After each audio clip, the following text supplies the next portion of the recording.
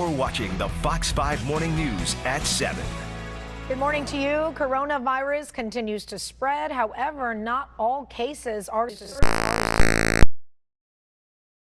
do if you have mild symptoms. Dr. Chaffoo, good morning. Good to see you. Good morning, Shally. Good to see you too. You know, we have seen the cases of the people who end up in the hospital, but they have also said that there is a very large group of people that will be either asymptomatic or their symptoms will be very mild and they may not even know that they have it. You know, that's the issue, of course, with this disease. As you know, Shally, most people that actually get exposed to COVID-19 have minimal to mild symptoms, and they may not even go to see a physician or go to an emergency department and simply shrug this off as, you know, a simple cold or flu-like illness at worst.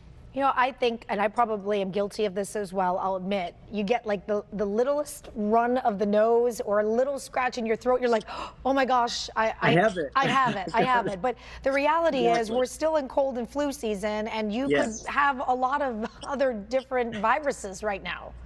We do, many different viruses. And you're right, actually, you know, COVID-19 in its mildest form, which, you know, if we get it, fortunately, most of us would have that form of it, is, you know, feels very much like a mild flu illness would feel, you know, primarily upper respiratory symptoms, some fatigue, some headaches, maybe a low-grade temperature, and that would be about it. If someone feels symptoms coming on, the scratchy throat, they start to feel a fever, what would you recommend for them to do now? Do you immediately go to the hospital? No, that's the last place you need to go. The hospitals are overwhelmed right now with people that are very, very ill.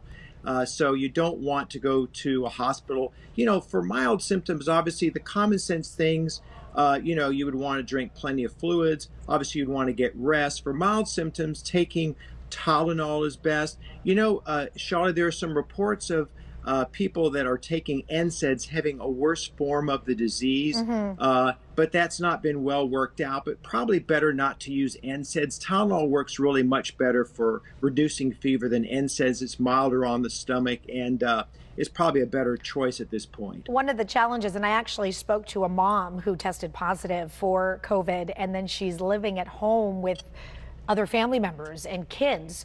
So if someone does get sick, and whether it's with COVID or really anything, how do you manage that so that the whole household doesn't get sick?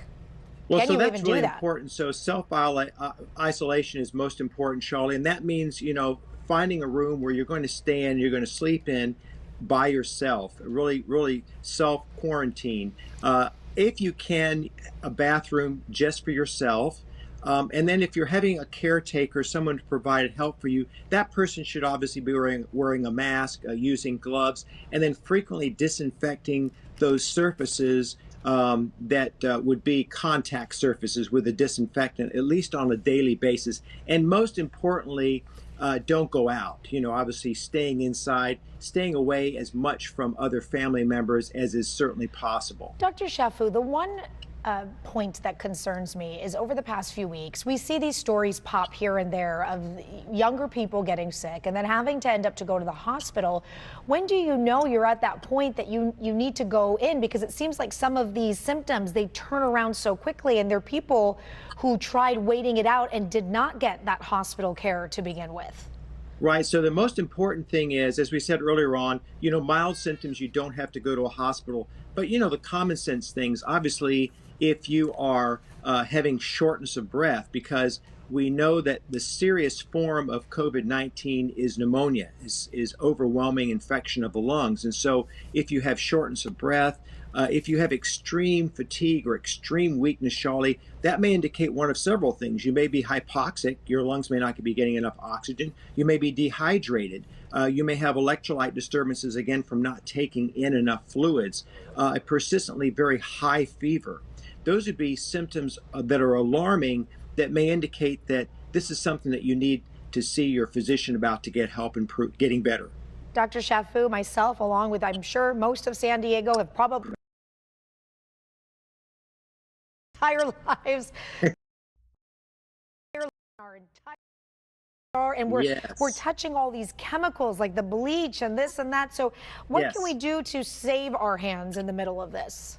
So you're right, Shawty. The problem is that, when we wash our hands frequently, certainly with soap and water, but then with these hand sanitizers, we wipe away those natural oils that exist on the surfaces of our skin.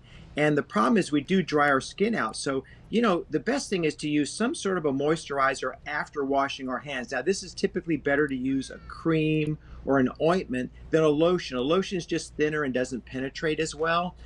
You want to avoid soaps that have any fragrances in them. Certainly, if you're going to use sanitizers, use those, sparingly, because the alcohol does tend to dry the skin out. And then there are other things you can use. There are actually, occlusive masks that you can put on the skin of your hands and wear those at night, or something as simple as just using Vaseline. Vaseline's a great product. It's inexpensive. It's readily available, and you can put that on, apply that on at night, and then just put on some gloves. And even something as simple as, drinking enough fluids, and then also considering a humidifier to increase the moisture in our ambient, our room environment. That will help to keep our skin nice and moist. Okay, we will do that. I will start using Vaseline at night now. Thank you, Dr. Chaffoo. Sounds good. Be well. You as well. Thank you. Time